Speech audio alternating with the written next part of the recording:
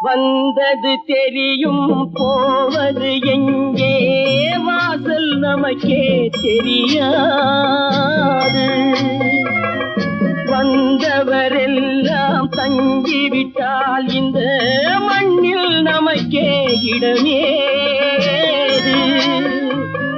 வாழ்க்கை என்பது வியாபாரம், வரும் ஜனனம் என்பது வரவாகும், அதில் மரணம் என்பது செலவாகும். போனால் போகட்டும் போடா,